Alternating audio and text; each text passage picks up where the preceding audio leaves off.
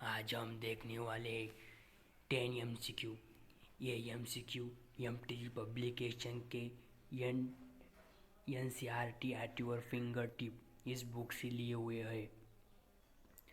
इसमें से ज़्यादातर क्वेश्चन नीट में पूछे जाते हैं। तो चले शुरू करते हैं। MCQ number first. इसमें कुछ कौन सा MCQ बराबर है इस पर क्लिक किया हुआ है, लेकिन अगले चैप्टर में ऐसा कोई भी क्लिक आपको दिखाई नहीं देगा। Read the following statement and select the correct ones. Increase in mass and increase in number of individuals are twin characteristics of growth. Metabolic reactions can be demonstrated outside the body in isolated cell system. Response to stimuli is a defining property of living organism. तो इसका answer है D. क्यों D है?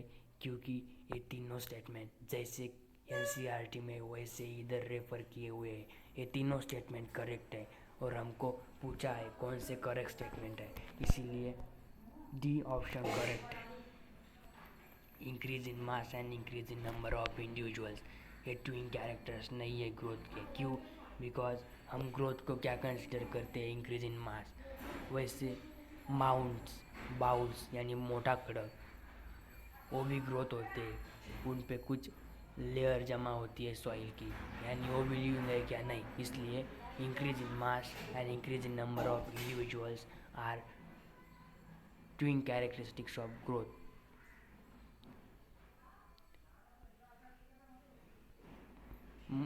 Sorry, मैं आपको बता रहा था growth is not defining characteristics of living organism.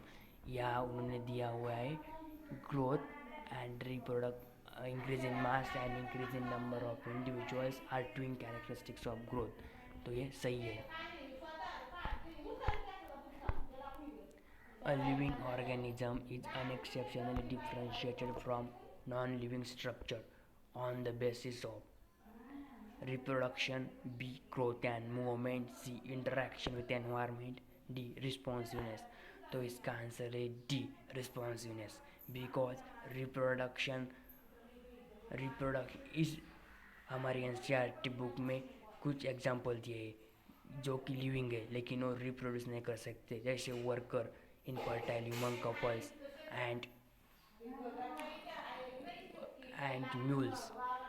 ये तीन लिविंग है लेकिन वो रिप्रोड्यूस नहीं कर सकते, इसीलिए reproduction is not defining characteristics है। ग्रोथ एंड मूवमेंट मैंने आपको ऊपर बताया था, ग्रोथ एंड मूवमेंट क्यों डिफाइनिंग कैरेक्टरिस्टिक्स नहीं है लिविंग के? क्योंकि जो पर्वत होते हैं, माउंट्स बड़े कड़क होते हैं, उनकी भी ग्रोथ होती है। कैसे? तो उन पे सॉइल की लेयर जमा होती है। As we consider increase in mass is a characteristics of growth. Interaction with environment, वैसे तो वो भी इंटरेक्शन विद एनवायरनमेंट करते हैं, इसलिए ऑप्शन डी करेक्ट है। Third question, in plants cell division occur that's where in animal it occur रिका में जाएगा। तो ये भी लाइन NCERT से लिए हुए जैसे कि वैसी जो प्लांट्स होते हैं उनमें जो सेल डिवीजन होती है वो कंटिन्यूस होती है। जब तक आपके घर में एक आपके आसपास कोई प्लांट होगा उसमें जो सेल ग्रोथ होगी वो जब तक रहेगा तब तक रहेगी, लेकिन हमारा वैसा नहीं है, हम एनिमल है, हमें up to a certain age ही सेल ग्रोथ या सेल डिवीजन होती है। इसलिए इसका आंसर कौन सा हुआ? इसका आंसर हुआ continuous, first continuous and only up to a certain age, B answer है इसका। which two of the below given points are known twin characteristics of growth। तो हमने फर्स्ट क्वेश्चन में देखा twin characteristics of growth, increase in mass and increase in number of individuals. यहाँ पे first and second point वही है। Third cellular organisation and fourth cellular differentiation, third and fourth नहीं है, इसलिए हमको देखना पड़ेगा 1 एंड 2 किस ऑप्शन में। तो ये है ऑप्शन नंबर 1, यानी ये ऑप्शन क्लिक किया, इसका उत्तर ये हाँ। ये तो आपका, अगर आपने क्वेश्चन नंबर 1 में अच्छे से ध्यान दिया है तो आपको क्वेश्चन नंबर 4 अच्छे से आएगा। Match column first with column second and select the correct. Option from codes given below, column first, column second. ये भी एनसीईआरटी की लाइन से पूछा हुआ क्वेश्चन है। प्लान एरिया में हम देखते हैं टू रीजनरेशन यानी हमने प्लान एरिया को हाफ कट किया तो उसका हाफ पार्ट बना सकता है, इसे कहते हैं टू रीजनरेशन।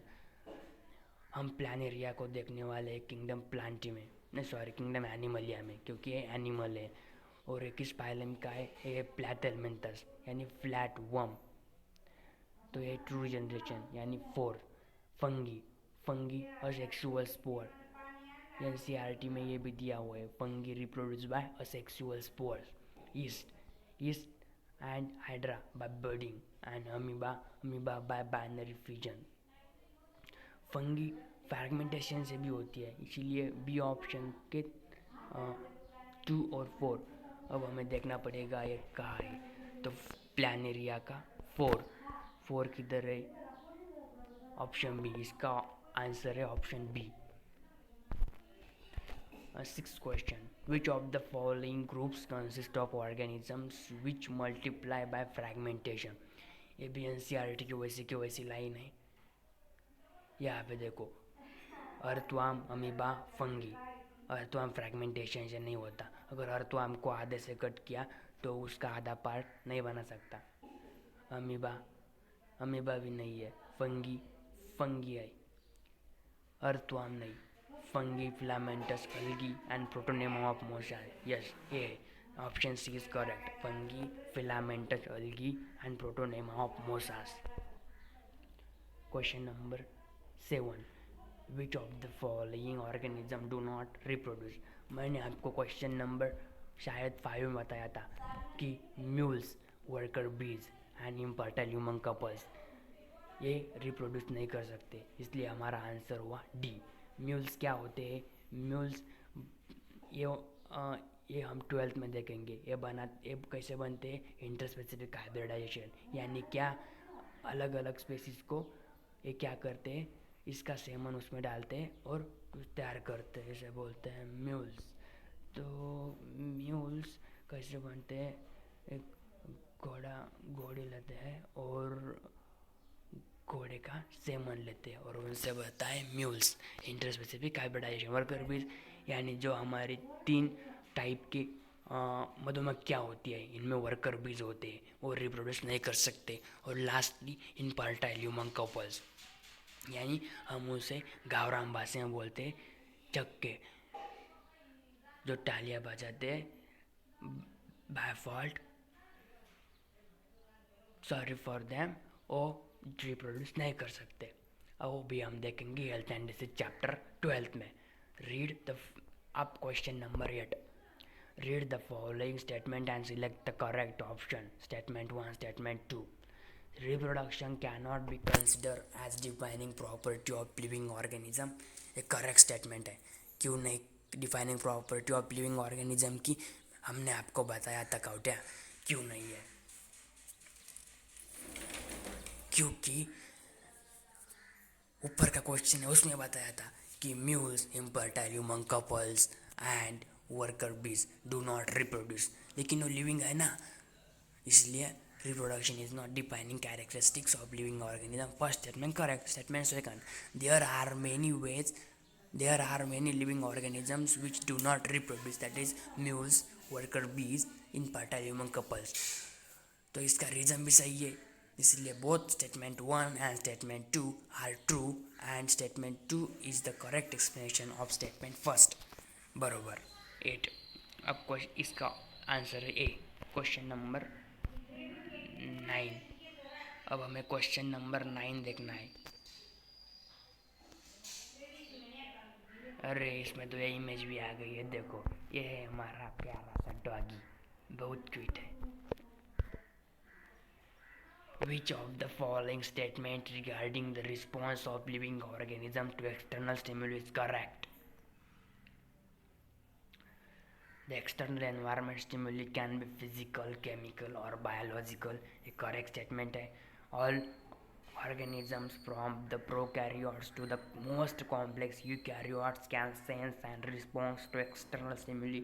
करेक्ट है, लाइन टू लाइन एनसीईआरटी में जैसा है वैसा इधर दिया हुआ है। अगर आपको एनसीईआरटी लाइन टू लाइन मेरे से सीखनी है तो आप कमेंट करो, लाइक करो, कमेंट में बताओ आपको कौन सा पार्ट हार्ड लगता है, मैं आपको बताऊंगा।